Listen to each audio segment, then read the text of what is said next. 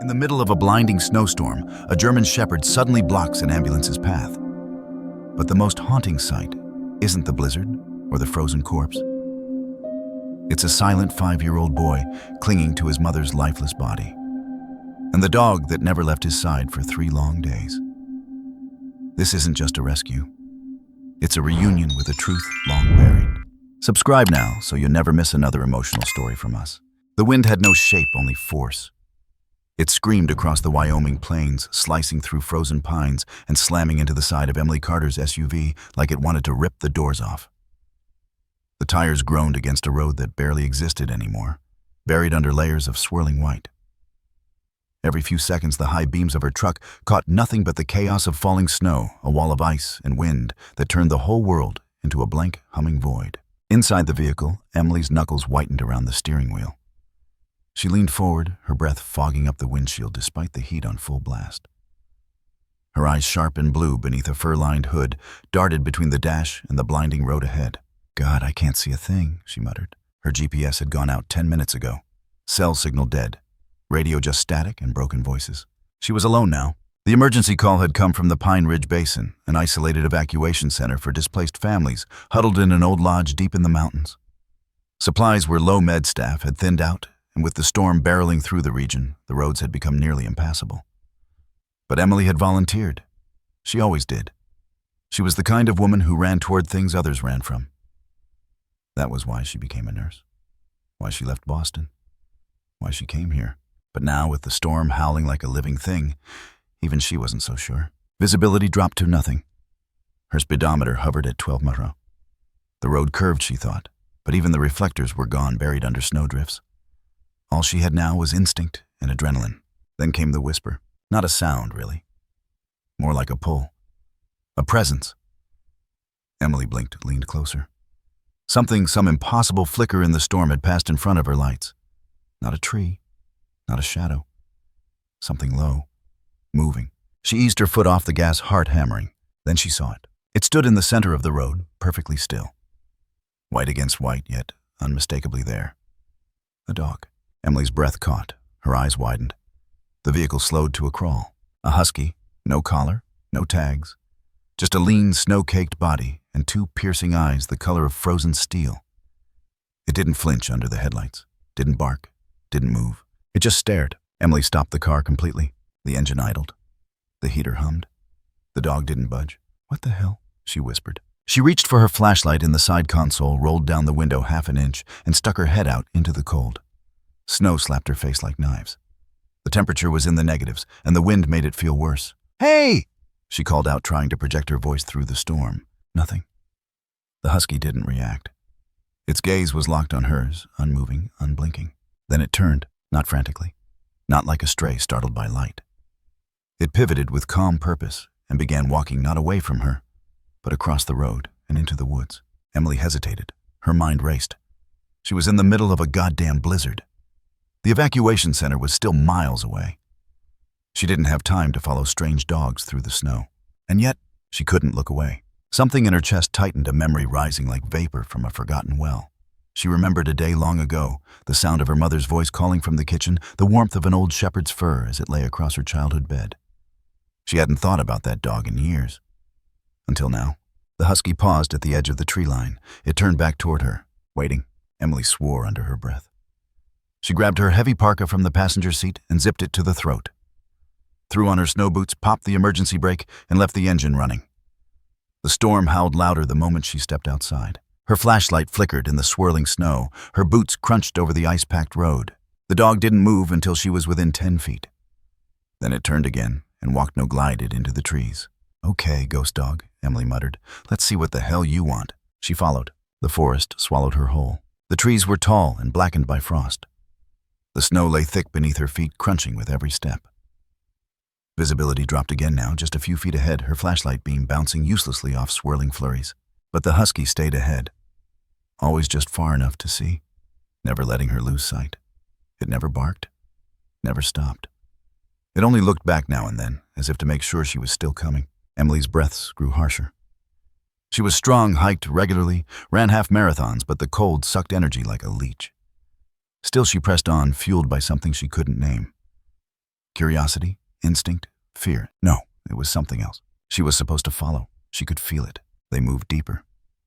The trees thickened the wind, moaning between trunks like old ghosts. Her flashlight caught glimpses of shapes, rocks, low branches, maybe a broken fence, but nothing human. Then the dog stopped. It stood at the mouth of a small rocky alcove, part cave, part snowdrift. A hollow in the landscape hidden from sight. If she hadn't been led here, she would have walked right past it. The husky stepped aside. Emily felt her pulse spike. She aimed the light inside. At first, she saw only snow and shadows. A bundle of something huddled in the corner, blankets, clothes. No, a child. Emily dropped to her knees. A small boy, maybe 5 years old, curled into himself, arms wrapped tightly around what looked like a woman's body. The woman, older, maybe 30, her hair frozen to her face, was dead. Her lips blue, her skin waxy. No pulse, her body stiff. Emily's breath hitched. But the child, he was still warm. She reached forward slowly, her voice breaking. "Hey, sweetie. It's okay. I'm here. You're safe." The boy didn't speak. Didn't cry. He only tightened his grip around the woman's coat and stared at Emily with hollow, wide eyes. In his tiny fingers clenched against his chest, he held something, an old, tarnished silver pendant shaped like angel wings. Emily's heart dropped into her stomach. Her fingers trembled as she pulled off a glove and touched his face. Cold, but not freezing. Breathing. Alive. "Jesus," she whispered. "You're alive." The husky stood at the edge of the alcove, unmoving. Watching. Emily glanced back. No one else. Just her. She tapped her comms device, but it buzzed with static. No signal. She would have to carry him. "Okay," she said, her voice steadying. "We're getting out of here." She gently peeled his boy's arms from the dead woman's body. He didn't resist. He didn't help either. He moved like a sleepwalker, hollowed by something he couldn't explain. Emily wrapped him in her jacket, cradling him close to her chest. He was light, too light, malnourished, frostbitten. She took one last look at the woman. Her hand lay across her abdomen, as if shielding the child even in death. There was no time for more. Emily turned to leave. The husky was already walking. Back through the woods. Back through the storm. She followed, step by step, through the trees, over the ice, into the night. The forest swallowed all sound. Emily Carter trudged forward, every breath labored, every step heavy. The only thing louder than the wind was her own heartbeat in her ears. Her flashlight beam wavered through the dense white mist, catching on broken branches and swirling flakes, but never too far ahead. She wasn't sure what she was following anymore. Logic had fallen away a mile back. All that was left was instinct in the husky. The dog was no longer glancing back. It moved with unsettling purpose, always just far enough ahead to keep her chasing, always just slow enough that she wouldn't lose sight. Its white coat shimmered faintly under the snow, like it belonged to the storm itself, some phantom conjured from frost and breath. Branches scratched her coat. The cold bit deeper. Her thighs burned from exertion. But she didn't stop. Couldn't. She no longer felt the road behind her. She no longer thought about the shelter or the people waiting for medical aid. The storm had erased everything but this singular thread, her and the dog bound by something unnamed, drawn deeper into the woods, as if walking into the pulse of the earth itself. Suddenly, the husky slowed. It stopped near a break in the pines, just a sliver of space between two snow-draped trunks, and stood still, head tilted. Emily's boots crunched closer, her breath a ragged mist. She could barely make out what lay ahead. Just a dark shape, low and curved, carved into the snowy hillside like a wound. A cave, or maybe a shelter half collapsed. It was hard to tell through the storm. The dog moved aside. Emily stepped forward. Her flashlight illuminated the entrance, a hollow no bigger than a crawl space. Wind funneled through it with a soft moan, tugging at her coat like fingers. She crouched. The smell hit her first. Not rot, not exactly. More like old death frozen and waiting. It made her stomach twist. She raised the beam and froze. At first, her mind refused to understand what she was seeing. It blurred at the edges. Just a shape crumpled. A tangle of dark fabric. Then, a woman, half buried in snow and blankets. Face turned to the side eyes, half-lidded skin bluish gray. Lips parted slightly as if she'd tried to speak one last word and failed. Her body was twisted protectively around something. Emily dropped lower, breath catching. Oh God, a child, a boy. He couldn't have been more than 5 years old, wrapped in what looked like a winter coat 4 sizes too large. He was curled into the woman's arms like a creature desperate for warmth, his small hands gripping her jacket. His face was pale, lashes frosted, but his eyes, those eyes were open and staring straight at Emily. No tears, no movement. Just the blank, too wide stare of someone who'd been lost for longer than time could measure. Emily's flashlight trembled. She moved toward them carefully, voice low, soft, like she was approaching the ledge of a dream that could shatter. Hey. Hey, sweetheart. It's okay. The boy didn't flinch. She dropped to her knees beside the woman, reached for a pulse. Cold, no heartbeat. Rigor had already begun. The woman had been dead at least a day. Emily swallowed the acid rising in her throat.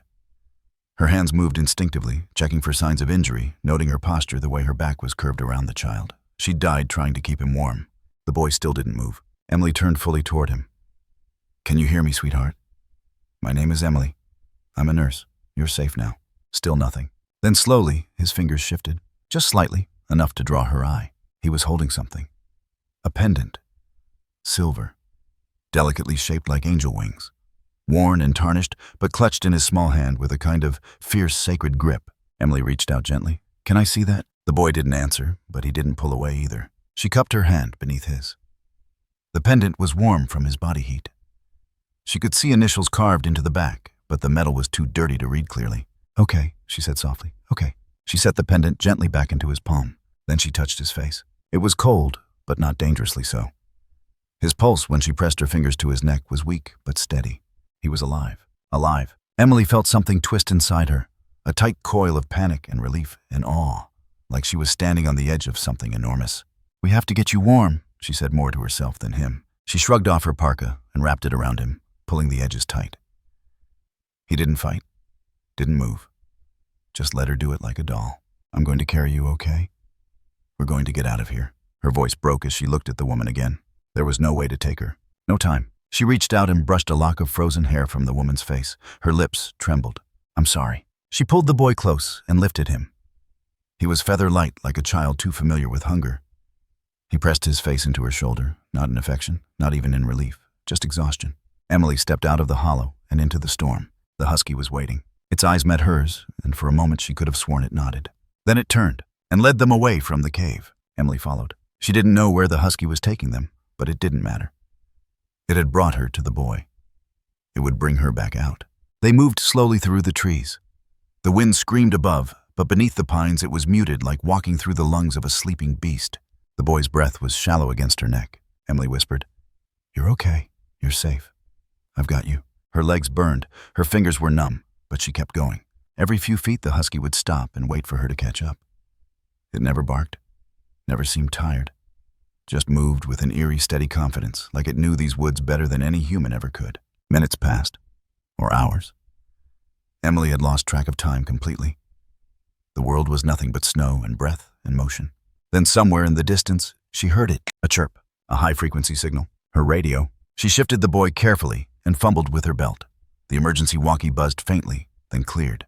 Emergency crew to all units. Do you copy, shelter? Compromised, repeat. Emily pressed the call button. This is Carter. I have a child. He's alive. I need extraction. Coordinates unknown. Following a lead. Headed south. Silence. Then copy that, Carter. Stay on. We're pinging your beacon now. Hold tight. She sagged with relief. The husky turned its head. Snow danced in the light from Emily's flashlight. The dog stared at her, then padded forward. Emily looked down at the boy. His eyes were closed now, his body limp against her chest, but he was breathing. She adjusted her grip, held him tighter. The pendant hung from his hand, swinging gently with each step. She didn't know who he was.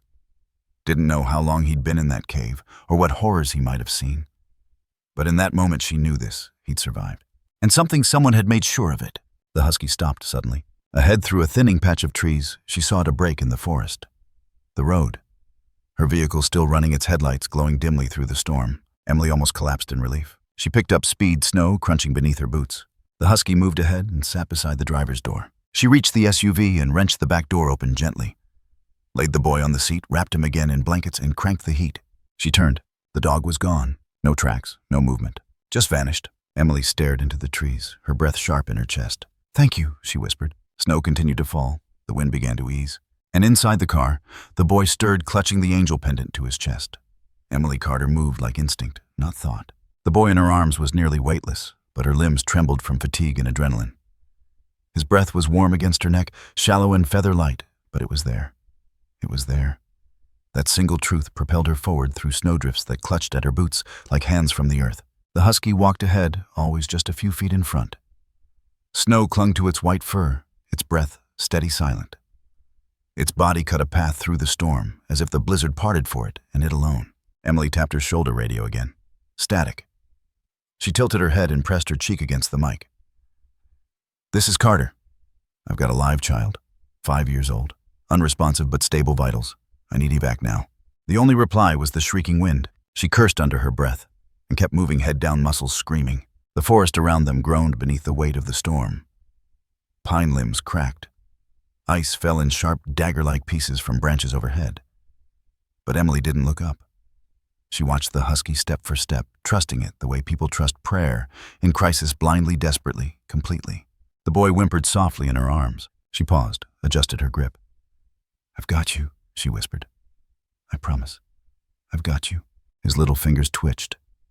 Still holding the pendant, still clutching those angel wings like a lifeline. Emily's throat tightened. They reached a narrow ridge, a break in the trees she didn't remember crossing before. The Husky stopped at the edge, nose lifted, scanning. Then it descended without hesitation, paws slicing through powder like it knew every slope by heart. Emily hesitated. The hill was steep, and visibility was next to nothing. One wrong step, and she could fall. And with the boy in her arms, but she didn't have a choice. She angled her body sideways, digging in with her heels, clutching the boy to her chest with both arms. The Husky paused mid-slope and looked back. That was all she needed. She moved. Each step down the incline felt like walking the edge of a cliff. Her boot slipped once her knee slammed into something hard and sharp, but she didn't let go. Her focus tunneled. Just the boy. Just getting him out. Somewhere deep in her brain, the memories began to rise. Not from logic, not summoned, just surfacing. A smell, cinnamon, old quilts, wood smoke. A voice her own younger, 6 years old, crying behind the curtains of a foster home in Vermont. She'd run away from a kitchen full of strangers curled beneath the table clutching a snow globe she wasn't allowed to touch. It had belonged to another girl. A girl with a real family. The memory faded as quickly as it came. But the ache stayed in her chest. The storm howled. They reached the bottom of the ridge. The Husky waited at the base, its blue eyes unreadable as if measuring her. Then it turned again and trotted forward. Emily pushed through the underbrush behind it. Her legs ached. Her lungs burned. But she kept going. "Come on," she told the boy. "Stay with me. We're almost there." She didn't know where there was. Another flashback, sitting in the back of a sedan, hands pressed to the window, watching her biological mother walk away down a courthouse hallway. No hug, no backward glance. Just heels clicking down polished tile. That was the last time she saw her. She was 9. The social worker's voice in the car had been soft rehearsed. Some mothers love the only way they know how. Sometimes that's letting go. Emily had nodded back then. She didn't cry. Not until weeks later when the snow came and she saw other kids being picked up from school by parents with umbrellas and hot cocoa waiting in the back seat. The boy stirred again, just slightly. Emily looked down. His lips were parted, chapped. His eyes fluttered beneath his lashes like he was dreaming.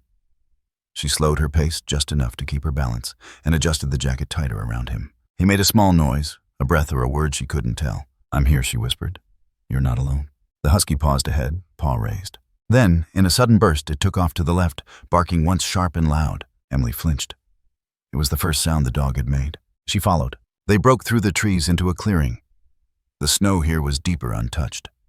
No tire tracks, no footprints. Just a blanket of white stretching toward the darkened horizon.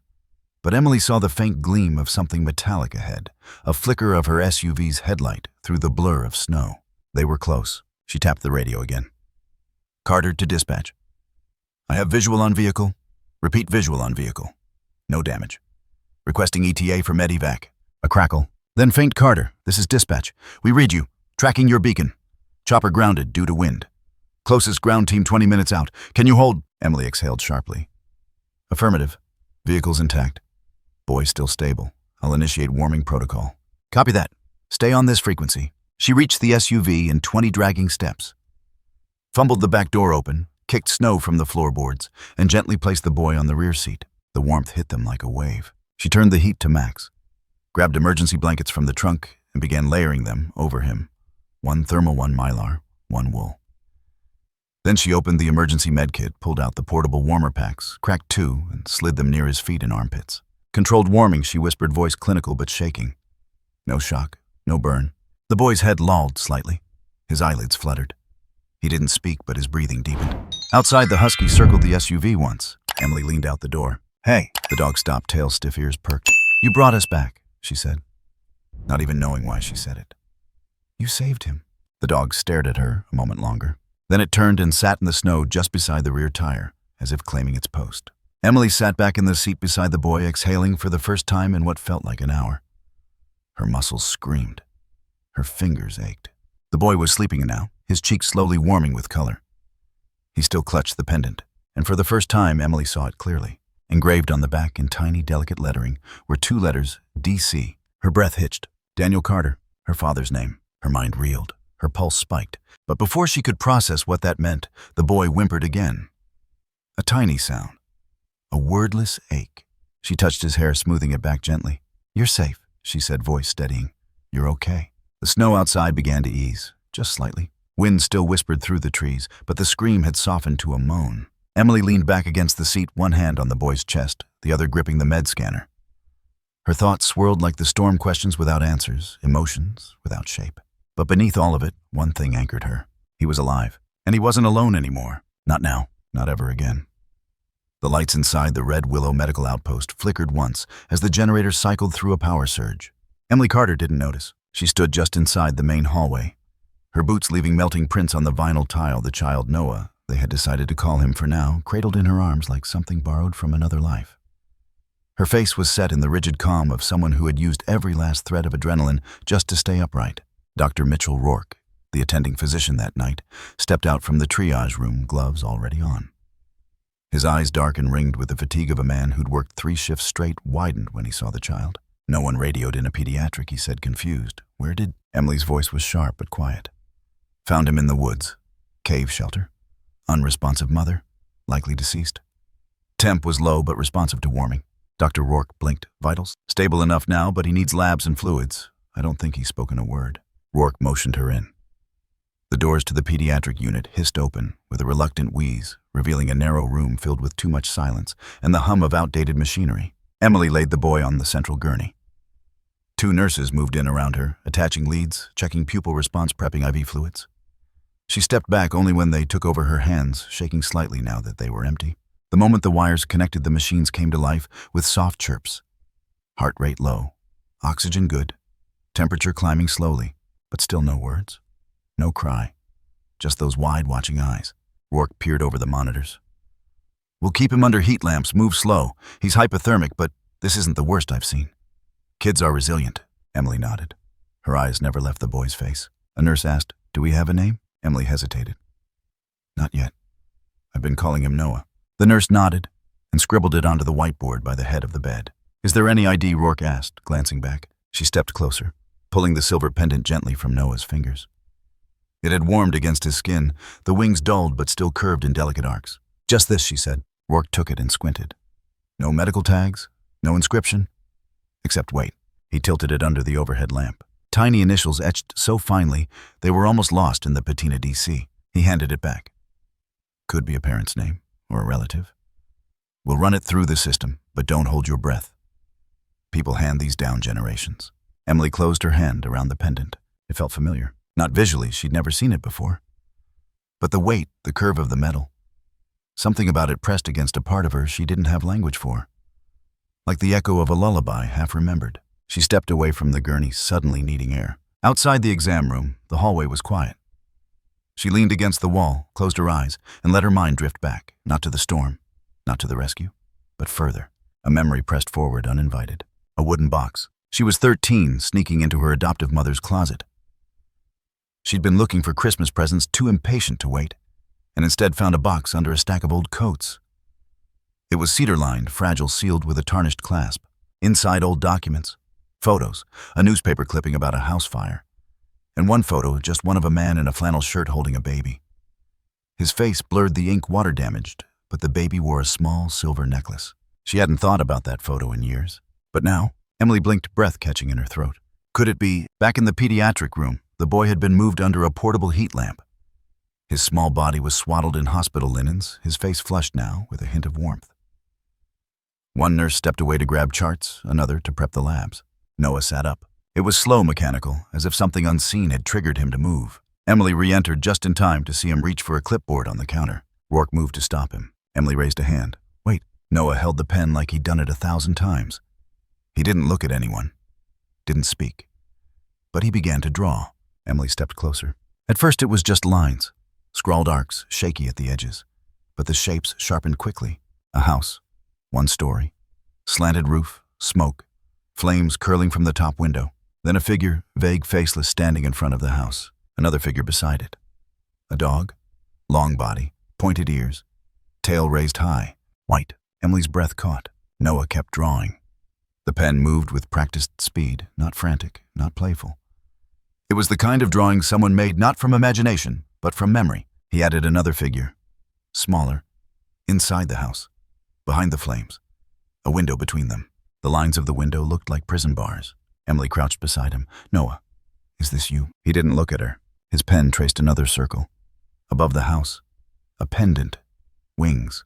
And at the very bottom of the page, without any prompting, he scrawled 4 crooked letters. D-A-N-I. She felt the air drain from the room. Rourke frowned. Is that a name? Emily nodded slowly. Her mouth was dry. It could be. She didn't finish. She didn't have to. The pen dropped from Noah's fingers. His shoulders sagged. Emily reached out, brushed a strand of hair from his forehead. You remember more than you let on, don't you? No response. But this time his eyes met hers. And for just a second, barely a breath, she saw something behind them. Recognition?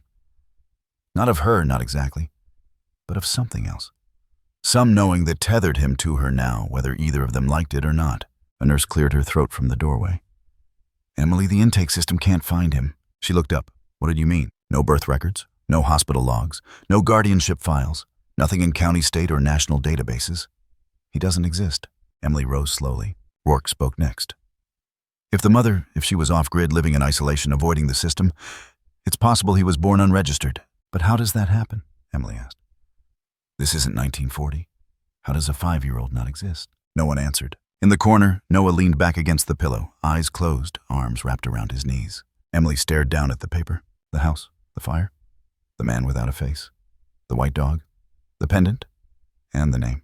Danny, the same name as her father. A chill crawled up her spine that had nothing to do with the cold. This wasn't coincidence. Something else was at work here. Something deeper. She slipped the drawing into her coat pocket and stepped out into the hallway, again the weight of it anchoring her steps. Whatever had brought her to that clearing wasn't finished yet. The backpack was soaked through. It sat slouched in a biohazard bin near the foot of Noah's bed, sealed in a clear plastic evidence bag that now glistened with condensation. Mud clung to the fabric in frozen chunks, and the zipper was half broken, one tooth missing. It looked like it had survived 100 winters. Emily Carter knelt beside it, wearing latex gloves. Her breath slowed. Her hands were steady, but her chest was full of nails. Noah was asleep behind her, his breaths soft and uneven. A nurse had added a second warming blanket, and a quiet lull of white noise played from a nearby speaker. The boy hadn't spoken a word. Not since the cave. Not since the drawing. She unsealed the bag and reached inside. The first thing she pulled out was a sock kid-size blue with little rocket ships peeling from the fabric. Next came a knitted cap, hand-stitched, the kind you'd find at a church donation bin. Inside the lining, a child's name was written in faded Sharpie. N.M. Noah Monroe. She tucked the thought aside. Then came a water-stained children's book pages swollen from dampness and a half-used pack of crayons, the kind you get free at diners. Most were broken. One was snapped down to a stub black. At the very bottom of the bag, folded beneath everything else, was a Ziploc bag sealed with 3 layers of tape. Inside, a photo and a torn piece of paper. Emily's breath froze in her throat. She sat down on the edge of the nearest chair, unzipped the bag carefully, and slid the photo out first. It was grainy, probably 20 years old. A cheap print from a disposable camera. It showed a man and a woman standing in front of a log cabin. The background was all trees and missed pine needles stuck to the porch beams. The woman was dark-haired and smiling, her hand on her belly, clearly pregnant. The man beside her had one arm draped over her shoulder. His face had faded, badly blurred by water damage, but you could still make out the sharp line of his jaw, the curve of his mouth. He wasn't looking at the camera. He was staring at the woman like he couldn't believe she was real. Emily's hands began to tremble. She flipped the photo over. In smeared blue ink, written in looping cursive, Summer 2018. Me, Daniel, and baby on the way. Hope this cabin brings us peace. She stared at the name. Daniel. Her heart pounded once. Hard. She picked up the second item. The torn document. It was a birth certificate part of one. The top half was missing, waterlogged and flaking at the corners, but the lower portion was legible enough to make out key fragments. Child's name, Noah. Monroe, mother's name, Kelsey Monroe. Father's name, Daniel Carter. She dropped the paper like it had burned her. For several seconds, she couldn't breathe. Daniel Carter. She said the name aloud once, just to feel it in the air. Then again, Daniel Carter. It sounded impossible, like a curse whispered in a dream. Her father's name. Not just a coincidence, not just a shared surname. The exact name. And it wasn't common. She knew that. She'd searched for him before, when she turned 18, when she aged out of foster care, when the first letter from social services arrived and she found her original birth record in a manila envelope labeled Restricted Access. It had said, Father unknown, Mother Jessica Lynn Carter. No contact, no history, no forward address. Just a black hole where a name should have been. She remembered the counselor's words that day, gentle, careful. He didn't want to be found. Emily had accepted it, or at least she'd told herself she had. Until now, her fingers curled around the photo again. She stared at the blurred man in the frame, tried to summon some flicker of recognition, a shape in the cheekbones, a memory in the eyes. But there was nothing except a storm rising in her chest. She stood abruptly, stuffed the documents back into the Ziploc, and marched out of the room. The hallway was dim lit only by the flicker of emergency LEDs embedded along the floorboards. In the break room, she tore off her gloves and pressed her hands against the cold metal of the sink. Water ran scalding hot, but she didn't care. She looked at herself in the mirror. Wet hair, pale lips, tired eyes. Her face was hollowed older somehow. Not by years, but by discovery. It wasn't the boy who had shaken her. Not the storm. Not even the death in the cave. It was the sudden eruption of a truth she had buried beneath decades of resignation. Her father had had another child, and that child had just landed in her life like a meteor from the sky. She grabbed her phone from her coat pocket, fingers shaking as she dialed. It rang 4 times before a voice answered, groggy. Female. Right. The voice yawned. Jesus, it's 3 a.m. Are you okay? Emily closed her eyes. I need you to tell me everything you remember about my dad. There was a long pause. Then Rachel's voice dropped. What happened? Emily's breath caught. I found a kid. In the storm. He had a backpack with a birth certificate. Father's name, Daniel Carter. Shit. Exactly. She sank into a chair. I thought you said you never met him. I didn't. Rachel replied. Not in person. Just photos, letters. Stuff your mom showed me before the accident. You said he left. Didn't want to be a father. I said that's what she believed. That's what she told everyone. Emily's voice hardened. Well, he apparently changed his mind. He had another kid. Noah. 5 years old. The silence on the line was deafening. Then Rachel said carefully, if he's alive, do you want to find him? Emily stared at the floor. She wanted to say no. That she didn't care. That this wasn't about him. But something inside her whispered otherwise. Noah deserves answers, she said quietly. Even if I didn't get any. They hung up shortly after. Back in the pediatric room, Noah had stirred. The nurse said he'd opened his eyes briefly, but didn't speak. Just looked around the room like he was waiting for someone who hadn't arrived. Emily entered her mind reeling. She moved to his side. He was awake again. Barely. His eyes fluttered open and focused on her with startling clarity. She pulled the photo from her coat, held it out. This man, do you know him? No reaction. She tried again. Is this your daddy? Noah blinked slowly. Then without a word, he pointed. Not at the man. At the cabin behind him. Emily frowned. The house. He nodded. Once. Tears pricked at the corners of her eyes. Is that where you lived? He didn't answer, but that was enough. She placed the photo gently on the table beside the bed, then reached down and took his hand. He didn't pull away. She squeezed it gently. And for the first time since the storm, something shifted inside her. Not pain, not panic, but something smaller, quieter, the beginning of a thread. And she knew one thing with terrifying certainty. That thread led straight to the past, and she was going to follow it no matter where it went. The coroner's office in Sheridan County wasn't built for mysteries. It was tucked inside a converted schoolhouse, its hallways too narrow, its paint peeling in corners. The examination room used to be a cafeteria. The floor still bore the faint outlines of where lunch tables once sat. Now it smelled of antiseptic and cold steel. Emily stood at the observation window, arms folded tightly across her chest. On the other side of the glass, the woman from the cave, Noah's mother, though still unnamed in any official capacity, lay on the table beneath the surgical lights, her skin mottled with frostbite. Dr. Evelyn Tran, the county medical examiner, adjusted her mask and spoke without looking up. No signs of trauma. No bruising, no lacerations, no defensive wounds. Nails clean, mouth undisturbed. Emily's throat was dry. No signs, she struggled. None. What about poison? Tran shook her head. Toxicology's pending, but prelim blood work shows hypothermia consistent with long-term exposure. If she took anything, it wasn't recent. Emily pressed her fingers to the glass. She died in that cave trying to keep him warm. Tran looked up, her eyes weary but sharp. Most likely, yes. Estimated time of death between 72 and 84 hours ago. Cold preserved her longer than usual. She was already unconscious when the worst hit. Emily blinked. And the boy? By all rights, he shouldn't have survived. His temperature was critical. He was severely dehydrated and showing early signs of frostbite on his toes. But his vitals are holding, slowly improving. She paused. Someone kept him alive in there. Emily didn't respond. The silence stretched. Then Tran added, almost reluctantly. There was something else. She moved to the tray and picked up a large photograph crime scene print taken at the site where the woman and Noah had been found. It was the alcove. The snow compressed around the edges. Emily recognized the angle it had been shot just moments after she carried Noah away. Tran laid a transparent overlay on top of the photo. Inked across it were a series of symbols, footprints. Human prints, only yours.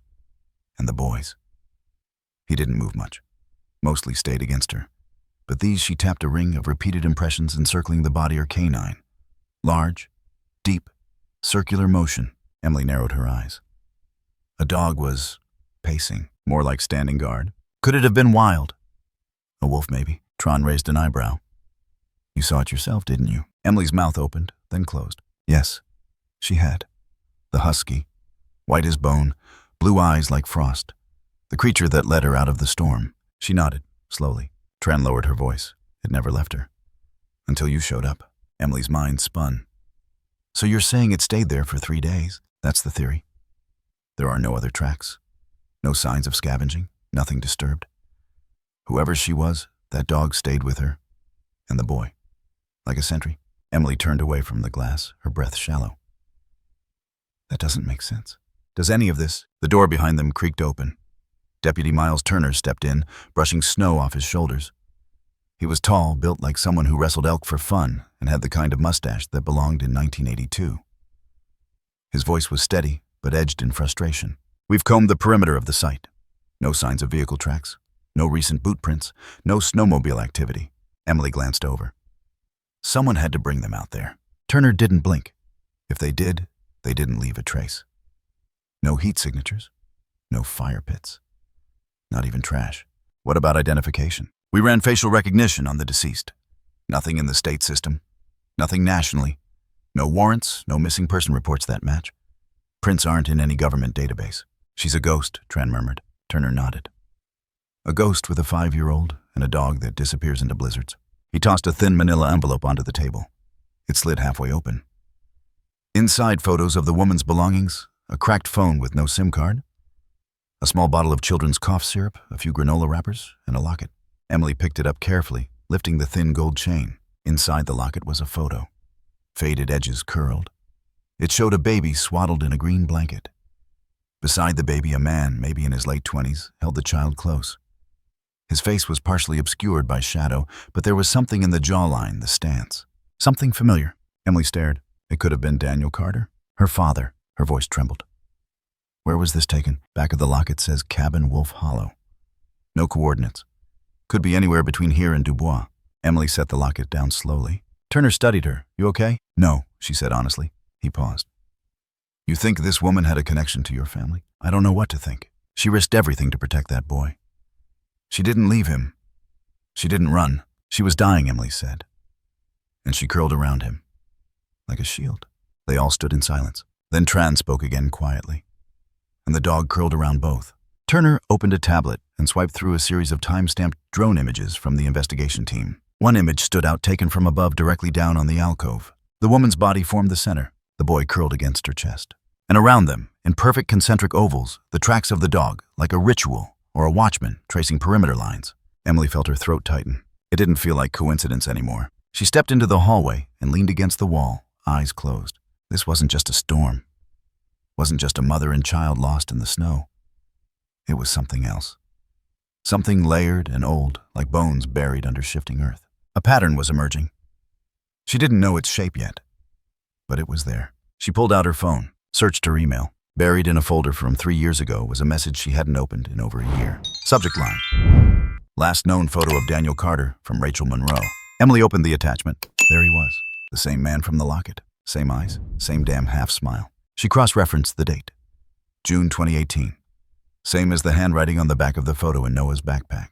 And now the name of the woman Monroe. Kelsey Monroe. Emily's stomach dropped. She turned back toward the autopsy room. I need a DNA test run, on the boy and on the woman. Trent raised an eyebrow. Do we have a known match? Emily's jaw tightened. I'll provide mine. She didn't explain.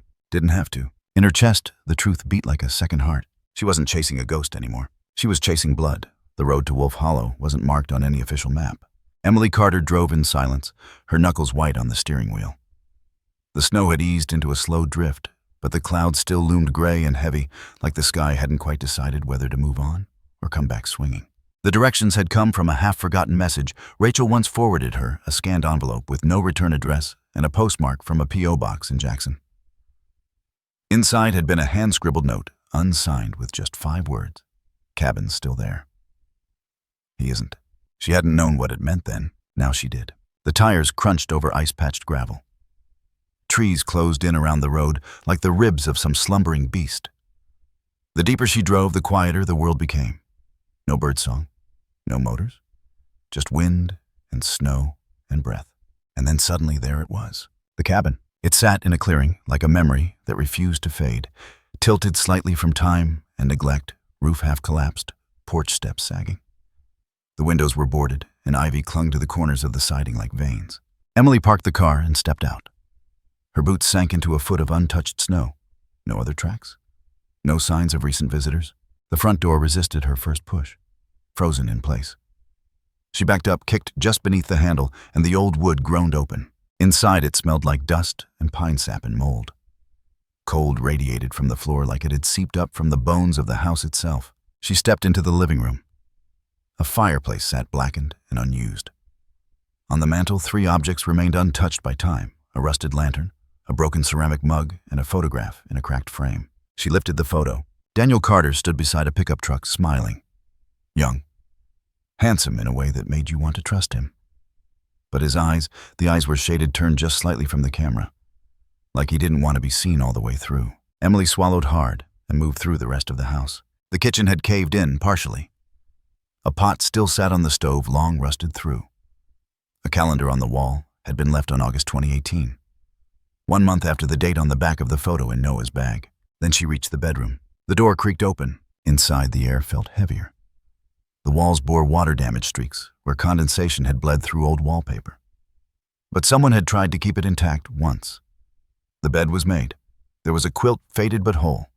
A coat hung on a peg behind the door, and beneath the bed, a box. Emily dropped to her knees, reached under, and pulled it out. It was wooden, worn smooth by time, the latch held by a single rusted nail. She pried it open. Inside was a stack of old notebooks. She stared at them like they might explode. The top one was smaller, wrapped in a ribbon that had gone gray with dust. The pages curled at the edges. She lifted it out, opened the cover. In delicate handwriting, the name Jessica Carter. Her mother. Emily sat back on the floor, suddenly weightless. She turned the page. April 12th, 2001. It snowed again last night. I couldn't sleep. Daniel didn't come home again. He says he's working late, but I know the sound of lies when I hear them. She flipped further. June 3, 2002. I heard him on the phone. He said the name out loud this time. Kelsey. I wrote it down before I could forget. Kelsey Monroe. He doesn't know I know. But I do. Her hands were trembling now. July 17th, 2002. He left for a week and came back quiet. Said it was work in Jackson. But I found a pacifier in his bag. New. He doesn't know I saw it. He's got another child. I'm sure of it now. Emily flipped faster, her fingers flying through pages of heartbreak she hadn't known existed. August 9th, 2003. He said he'd never wanted any of us. Not me. Not Emily. Not the girl in Jackson either, whoever she is now. He said we were mistakes. I don't know how to raise a daughter when I'm unraveling. She stopped. Her chest felt like it might collapse. The air inside the room thickened. She had grown up thinking her father was a ghost, someone who had vanished because he never wanted to be known. But now it was worse. He'd been real, present, and cruel in his silence. She kept turning pages until she found a loose slip of paper folded 3 times and wedged between the back cover and the spine. A letter? The ink was faded but legible. To whoever finds this, Kelsey came here once, 5 years ago. She brought a boy with her. His name was Noah. I recognized his eyes immediately. She begged Daniel to acknowledge him. He refused. Said he had nothing left to give. Said one daughter was already too much. He told her to leave. He told her never to come back. She cried all the way down the driveway. I watched her from the window. I should have stopped her. I never saw her again. Emily stared at the letter for what felt like hours. Then she folded it slowly, reverently, and placed it in her coat pocket.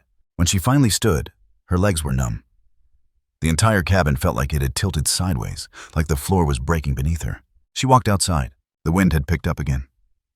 The sky was turning that deep blue-gray that meant dusk was coming fast. She climbed into the driver's seat and slammed the door shut. Her fingers hovered above the steering wheel, unable to move. Daniel Carter hadn't disappeared. He'd turned his back. On her, on Noah, on every version of himself that had ever been worth loving. She let her forehead fall against the steering wheel. Snow tapped against the windshield, like fingernails. Then outside, through the rearview mirror movement, at the edge of the tree line, just past the cabin, stood the white Husky. Still, watching, waiting. Emily turned slowly in her seat, rolled the window down. The dog didn't move. Its eyes met hers. And for the first time, she felt it not just recognition, but understanding. The dog knew. She whispered, "You were there, weren't you, when she came?" When he turned her away. The Husky blinked once. Then silently it turned and disappeared into the trees. The wind picked up as Emily parked outside the weather-worn cottage on Birch Lane. The driveway was buried in snow tire tracks, already disappearing behind her. The porch light flickered as though hesitant to be awake, casting long shadows across the wooden siding. Rachel lived alone now. Had since her husband died 5 years ago. The place smelled like dried herbs and old paper, the kind of home that held on to memory the way others held on to heat. Emily had only been here twice before, once as a child, and again at her mother's funeral, when Rachel had pressed tissues into her palm with the kind of urgency that couldn't be taught. Emily stood on the stoop for a moment before knocking. Rachel opened the door before she could raise her hand. "I saw your car," she said, her voice still low and smoke-soft from years of gravel-throated patience. "And I saw your face. So I made tea." Emily stepped inside. You always knew how to read a storm. Comes with age, or grief. The door shut behind them. Rachel led her to the kitchen. The kettle was already whistling, the mugs lined up like soldiers beside a honey jar. Everything about the space felt untouched by time. Doilies on every surface. A calendar from 2017 still pinned on the fridge. Emily didn't sit. She went straight to it. "I found the cabin." Rachel's hands paused mid-pour. Emily's voice didn't waver. "The journals? My mother's handwriting? Letters? I know about Kelsey Monroe." Rachel finished pouring. "Then you know more than most." She came to him, with Noah. Rachel nodded slowly, her eyes never leaving the mug. "Yes." He turned her away. "Yes." Emily's pulse hammered behind her ears. She begged him. She did. And he told her to leave. Rachel turned eyes sharp. "Yes." And she did. With nothing but that boy and whatever strength she had left. Emily sat then hard and fast, like her knees had finally given up holding her together. "I didn't know," she whispered. "I didn't know any of it. No one wanted you to." Rachel took the seat across from her, sipped her tea in silence for a beat, then placed the cup down, the clink of ceramic on wood punctuating the tension between them. "Your mother," Rachel said, "was stronger than anyone gave her credit for. She endured things most people would fold under. But there was one wound she never healed from, and that was Daniel. You were her light in the middle of that darkness. But even light doesn't always keep the wolves out." Emily swallowed hard. "He left her," Rachel continued. "Left both of them. The moment he realized he'd fathered 2 children in the same year to 2 different women, he disappeared. Said it was a sign. That he wasn't meant to be a father." Emily blinked. "Wait, same year?" Rachel leaned in, her voice a notch quieter. "You were born in April. Noah in November. Same year, different mothers, same man." Emily's stomach dropped. Her voice cracked. He knew. He knew, Rachel confirmed. And he made a choice. Not once. Twice. He cut every tether he had to both of you. Your mother never forgave him, but she never stopped keeping tabs either. She knew about Kelsey before Kelsey knew about her. Emily's head was spinning. How? She saw them once. Accidentally. At the Jackson Farmers Market. Kelsey was pregnant. Your mom followed them to a parked car and saw him kiss her belly. She didn't say a word. Just turned and walked away. She paused. She wrote about it. I think she always hoped it meant he'd try again. Be better this time. But then Kelsey came here, and the truth broke her. Emily stared down at the wood grain table. Why didn't anyone tell me? Rachel smiled, but there was no humor in it. Because you were already carrying so much. A silence settled between them like ash. Emily reached into her coat and pulled out the folded letter she'd found at the cabin. She slid it across the table. I found this. She wrote it. Rachel unfolded it with careful fingers. Her eyes skimmed the words. When she reached the end, her shoulders sank. She never stopped believing that truth should rise, she said. Even if it cracked the foundation. Emily leaned forward. Before she died, did she ever say anything to you about Kelsey or Noah? Rachel looked at her, something tightening behind her eyes. Just once. 3 weeks before the accident. What did she say? Rachel's lips parted, then closed again. Then she spoke. She said, "If I die before this gets out, promise me someone will still find that boy. He doesn't deserve to disappear like I did. I don't care if it kills me, I'll bring him back to the family that abandoned him, even if I have to haunt them to do it." Emily closed her eyes, the weight of it washing over her. "And now here we are," Rachel said softly. "Noah in your arms. That dog at your door." Emily's hands balled into fists. "I need to find out everything. I need to know where Kelsey went after Daniel pushed her away. Who helped her? Why she ended up in the woods alone." Rachel's jaw twitched. "You're not going to like what you find. Try me." Rachel hesitated. Then she leaned in, voice barely audible. "Kelsey wasn't just running from silence, Emily. She was running from someone." Emily's eyes narrowed. "Who?" "I don't know for sure. But there were calls, warnings. Daniel had debts, not just financial, personal, the kind that don't come with contracts, the kind that vanish people." Emily's voice dropped. "You think someone wanted them gone? I think Kelsey knew more than she should have. And someone didn't want that knowledge spreading. Why didn't you say anything?" Rachel's eyes welled, but she didn't blink. "Because I thought it had all died with your father. But now there's a boy with your blood, a mother buried in the snow, and a trail that someone tried damn hard to bury." Emily stood slowly. "Then it's time we start digging." Rachel reached out, grabbed her wrist. Her voice dropped an octave. "Be careful. There are people, quiet people, who don't like when history gets unearthed. They live in shadows. And they've been watching longer than you've been breathing." Emily pulled her wrist free. "Let them watch." Rachel's grip didn't tighten, but her gaze did. "If you push this something will push back." Emily turned toward the door. "Then I hope it does." She didn't look back as she walked into the cold. Didn't flinch when the wind hit her face. Because now, for the first time in years, she didn't feel like a question without an answer. She felt like a fuse, and someone had just lit the match. The wind had begun howling again. Emily could feel it twisting through the trees as she made her way back up the overgrown path leading to the Carter cabin. She hadn't planned to return so soon, but something in Rachel's words refused to let her sleep. The notebook, the calendar, the locket, the warnings, the ghosts. All of it throbbed under her skin like a second pulse. The daylight was thin, fading. Dusk would be gone within the hour. She pulled her coat tighter around her body as she moved between the pines. The weight of a flashlight in her right hand, and her mother's journal pressed tightly under her arm. Ice cracked beneath her boots. The storm was regrouping overhead, pale clouds curling like breath around a scream. Her eyes scanned the tree line out of instinct, now part paranoia, part muscle memory. Something had shifted since her last visit. She felt it immediately. The cabin looked the same, but the silence around it didn't. Too still, too empty. She reached the porch. The door creaked the same way it had before. She stepped inside, boots crunching over the brittle dusting of snow that had drifted in through a broken pane of glass. She didn't go for the bedroom. She turned toward the narrow hallway that led to the basement stairs. That door had been shut before. Now it hung ajar. Her breath caught. "Hello," she called, but even her voice sounded reluctant. Nothing, only wind and floorboards. She stepped closer, careful. The flashlight clicked on in her hand, casting a narrow beam down the stairwell. Wooden steps descended into darkness. The scent of mildew and something older wafted up. Her feet creaked down the steps one at a time. The basement was mostly empty, just dust, a few crates, and an old workbench in the far corner. She swept her light across the walls, then stopped. One of the crates had been opened recently. Inside, old files, binders, boxes of paper. She reached in, pulled one out. It was a ledger. Daniel Carter, accounts 2014 to 2017. Receipts, handwritten notes, payments made in cash, large ones. Thousands, unlabeled. Emily's stomach tightened. She was flipping to the next page when she heard it. The floor creaked above her. Not a gust, not a moan of old wood. A footstep. Emily's breath froze. She clicked off her flashlight, held it tight in her hand like a club. Silence. Then another creak. She backed toward the wall. Pulse-hammering eyes locked on the doorway above. A shadow appeared at the top of the stairs. Man-shaped, broad shoulders, a coat black, gloves, boots, no sound of breath, just presence. He began to descend. 1 step, 2, slow, deliberate.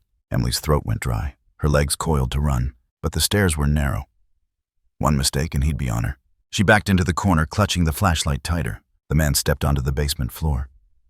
The last light from upstairs faded as he moved in front of the door, and then he stopped. "I don't want to hurt you," he said.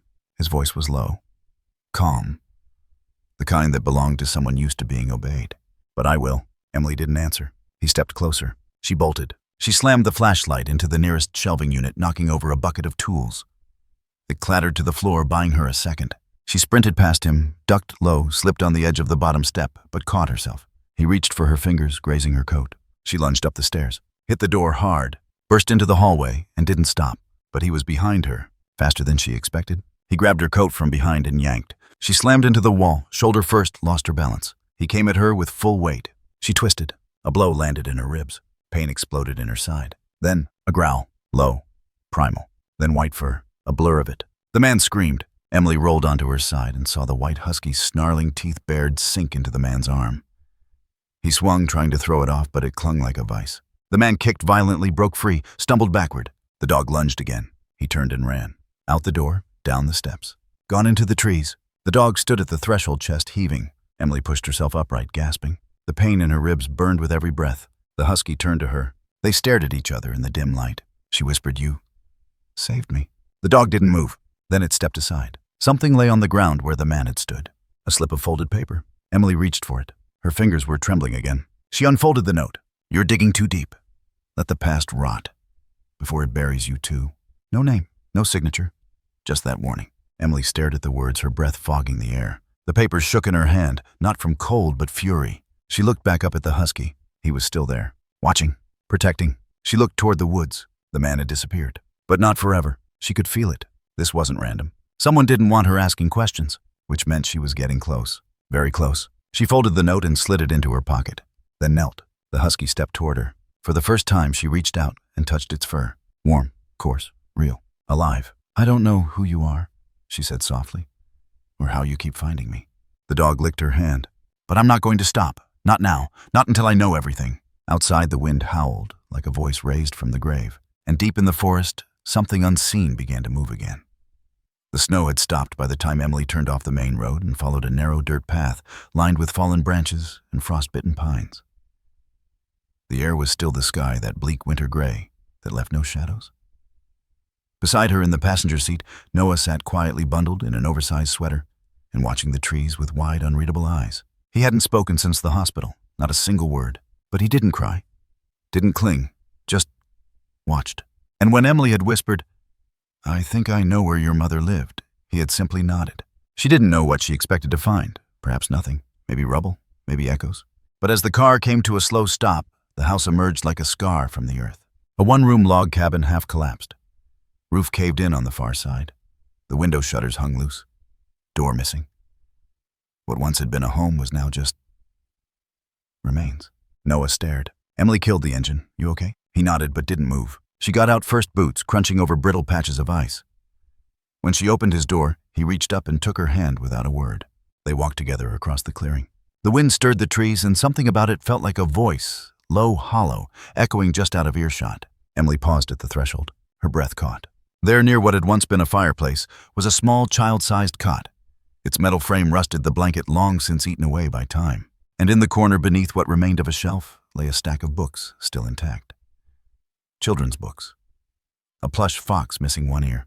Noah moved past her, drawn to it. He knelt down, picked up the fox, pressed it to his chest. Emily turned away, not because she was ashamed, but because grief had a way of carving through people, and some moments deserved to be held in silence. She walked toward the far wall. Half of it had collapsed outward from snow pressure, but the inside remained strangely undisturbed. She scanned the wooden panels. Then something caught her eye, a knot in the wall that didn't match the others. She pressed her fingers to it. Hollow. She knelt, brushed away loose debris, and saw it. A metal box wedged between the wall boards, buried just beneath the floorboards. Rusty, locked with a simple latch. Emily tugged it free, heart pounding. She sat cross-legged on the floor and pried it open. Inside a folded letter, a faded photo, a necklace. She lifted the letter first. It was addressed in careful script to Emily Carter should she ever find this. Her fingers trembled. She opened it. The ink was old, the lines faint, but the words cut clear. If you're reading this, it means I failed to do what I promised. It means I didn't make it. I'm sorry for that. More than you'll ever know. My name is Kelsey Monroe. I loved your father. Once. In a way that was naive and hopeful and desperate. I didn't know about you until after I was pregnant with Noah. And when I did, I wanted to believe there was room for both of us. He didn't. He told me to go. Said I was a mistake. Said he had no room left in his life for children or consequences. But Noah isn't a consequence. He's a miracle. A quiet, wide-eyed, impossible little boy who deserves more than silence.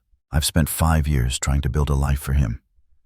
And when the storms came, both the ones outside and inside, I made a promise if anything ever happened to me, I would find his family. I would bring him home. To you. Because Emily, you're his sister. Half-sister, yes. But still, you are blood. You are light. I saw your picture once. Your mother kept a photo of you in a book. She never stopped loving you. Never stopped believing you'd grow up kinder than the man who left. Take care of him if you can. Or if you can't. Just don't let him forget he mattered to someone. Please. All my love always, Kelsey. Emily didn't realize she was crying until her vision blurred and she tasted salt on her lips. She wiped her face gently, refolded the letter, then picked up the photograph. It was the 3 of them. Kelsey, Daniel, baby Noah in a carrier. The photo was torn at the edge, but not by accident. Purposefully. A missing piece, likely the part where Emily's own face had been.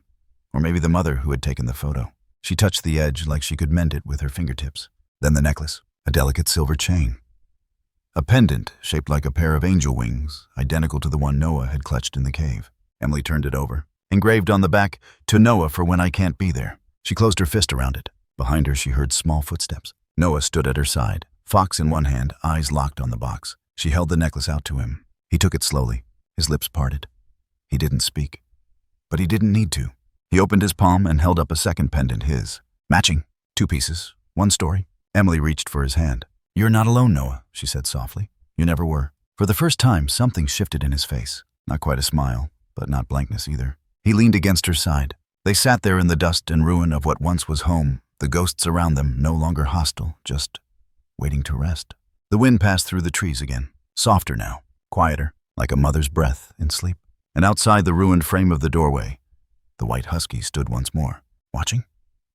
The fire crackled in the hearth of Rachel's cottage as a faint warmth spread through the small living room, casting dancing amber light across the wooden walls. Outside, the world was still locked in ice branches, bowing beneath the weight of winter's silence. But inside, for the first time in weeks, there was calm. Emily sat on the couch, with Noah curled at her side, asleep. His head resting on her thigh, his hand still loosely wrapped around the twin angel wing pendant. Her fingers moved gently through his dark hair, slow and rhythmic, as if her body had memorized this instinct without ever having lived it before. On the floor near the fire lay the white husky curled into himself, but eyes open, ever watchful.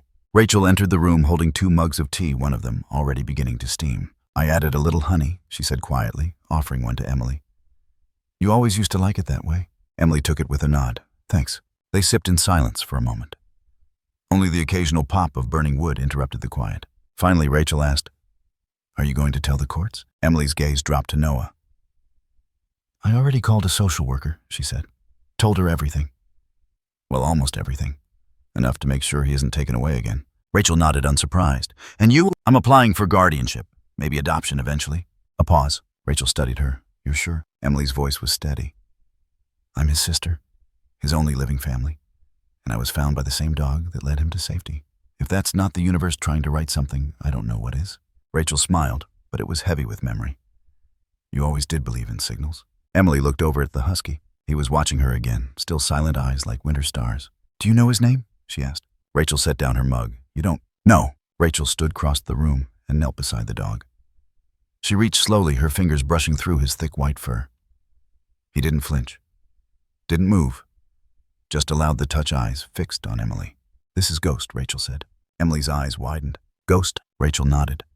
"Kelsey used to bring him here when she came by with Noah. Said he was trained as a therapy dog when she worked at the Children's Rehab Center in Cheyenne." Emily's breath caught. "He's a service dog. Not just that. He was hers. Chosen. Raised since a pup to comfort trauma patients. Kelsey said he could sense sadness, like he was born to stand guard over broken hearts. Emily glanced down at Noah sleeping so soundly. She could almost believe the world had never tried to break him. So he followed her. Rachel shook her head. No, he followed Noah. When Kelsey died, they were alone out there, just the two of them. That dog could have run. He could have gone feral, vanished into the woods. Emily whispered, but he didn't. No, Rachel said. He stayed. And when it got too cold, when it got dangerous, he went out looking. Emily's voice was thin. For me. Rachel met her gaze. Maybe for whoever would listen. Maybe for someone he trusted to do what needed to be done. A silence passed between them, this one full of reverence. Then Rachel stood. You should name yourself legal guardian soon. There'll be questions. I'm ready. And Ghost. Emily looked back at the dog. He hadn't moved. She set her tea down and walked to him. Kneeling, she extended a hand, palm up. Ghost stared. Then slowly, he placed his paw in her hand. Her throat tightened. You're staying with us too, she whispered. His tail flicked once. That was all. Later that night, after Rachel had gone to bed, Emily tucked Noah under a quilt in the guest room, brushing a strand of hair from his forehead. His breathing was even, lips parted slightly. She lingered a moment longer before turning off the light and closing the door behind her. Back in the living room, she wrapped herself in a blanket and curled up on the couch. Ghost settled beside her, his body pressed along the edge of the sofa like a sentry. She stared at the fire, the flames reflecting in her eyes. For so long she had felt like a miswritten story left behind, half-loved, forgotten. She had never blamed her mother, but she had never stopped wondering why he had never looked for her. And now she knew. He hadn't looked for Noah either. But Noah had someone who never stopped watching over him. Emily reached over, placed her hand on Ghost's thick fur. You found him, she said. You kept him safe. You led me there. You fought for us when no one else did. Ghost leaned his head against her knee. She closed her eyes. And in that moment, there was no blizzard. No cabin. No echo of Daniel's abandonment. Only warmth. Only breath. Only the soft presence of something greater, like the universe, had finally placed its hand on her shoulder and said, You are no longer lost. The storm had passed days ago, but the world still glistened with its memory. Snowbanks slowly shrank beneath pale spring sunlight. The air was no longer cruel. It carried the faint scent of thawing pine and damp earth of beginnings. In the clearing just outside Rachel's cottage beneath a lone pine tree split by lightning long ago, Emily stood with Noah beside her, a small bouquet of winter flowers trembling in her gloved hands. Ghost sat a few steps behind them, silent, still a witness. They had found no grave for Kelsey Monroe, no casket. The cold had taken her gently, the earth had held her quietly. But today Emily gave her a place, a voice, a ritual, a goodbye. She had written Kelsey's name on a smooth stone pulled from the river behind the cabin. It sat now at the base of the tree, framed by pine needles and scattered petals, surrounded by silence so sacred it felt like a breath held by the land itself. Emily knelt, her voice cracked but held. You were braver than anyone knew. She placed the flowers beside the stone. You brought him back to us. You never gave up.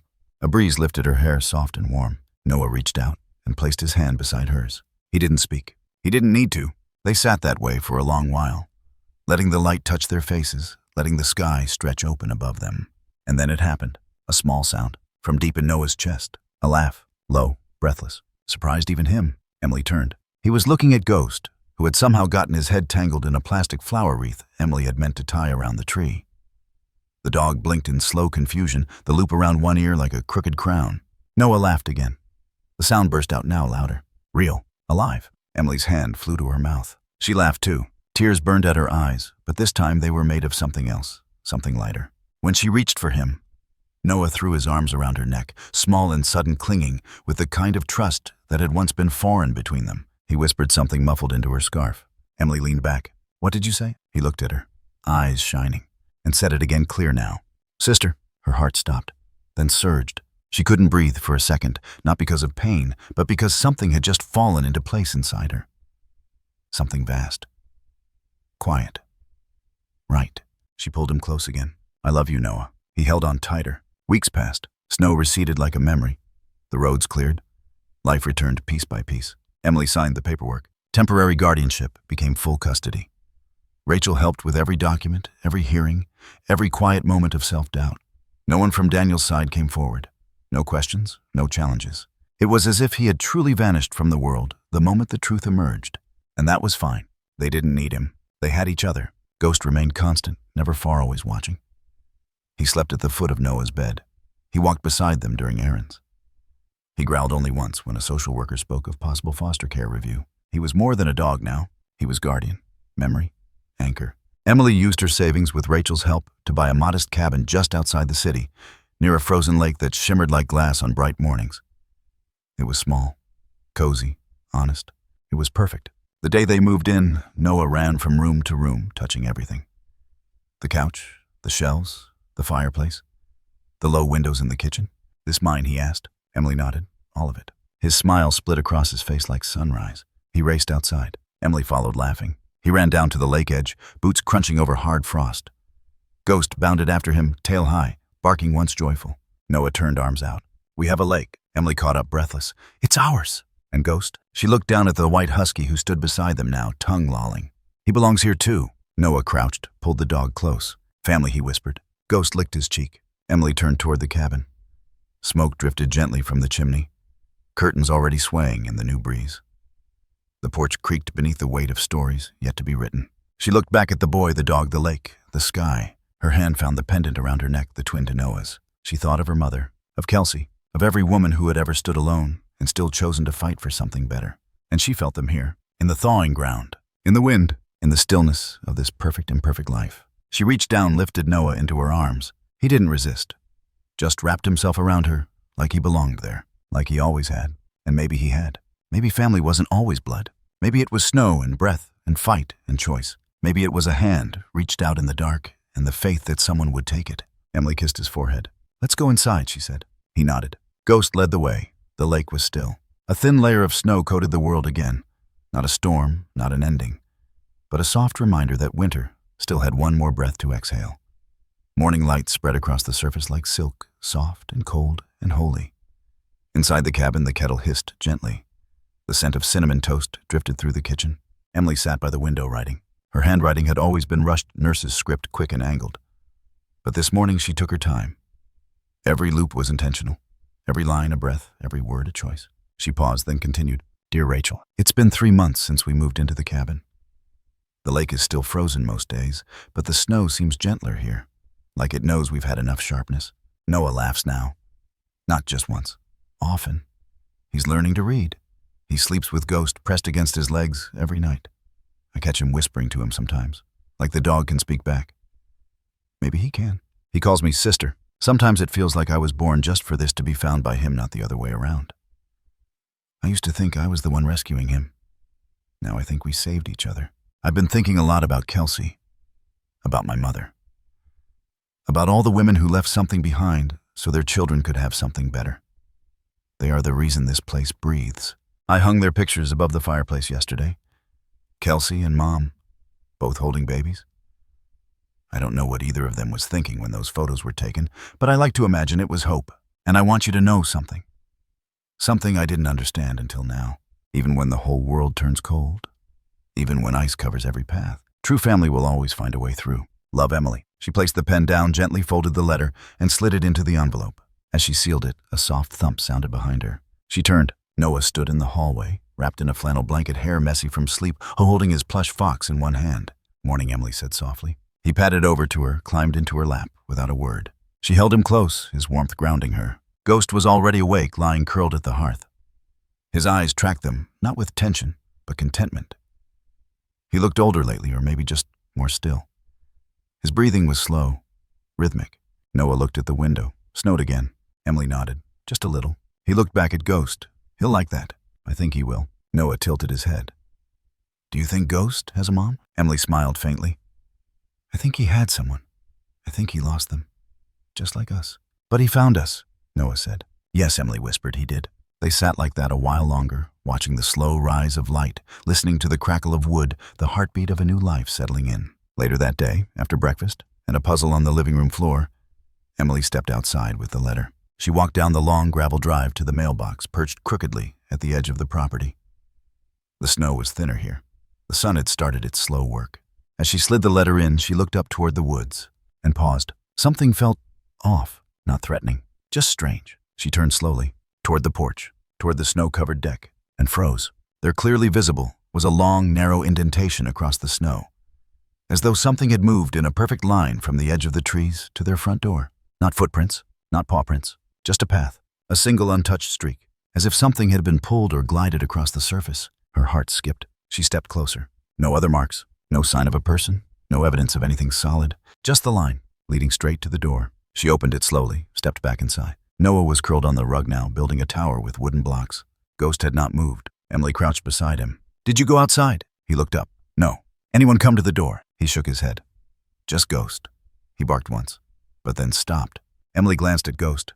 The dog looked back at her and blinked. She stood again, heart thudding, but not from fear. From knowing that some things had no answers.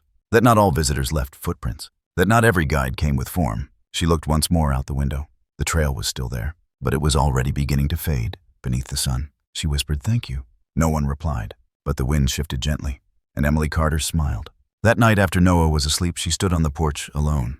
The stars were brilliant, uninterrupted. Ghost sat beside her, his head against her hip, and she knew finally that this was the end of one story and the beginning of another, not written in blood or pain, but in light, in breath, in snow, and in the spaces where footsteps should have been, but weren't, because what guided them here had never needed to walk.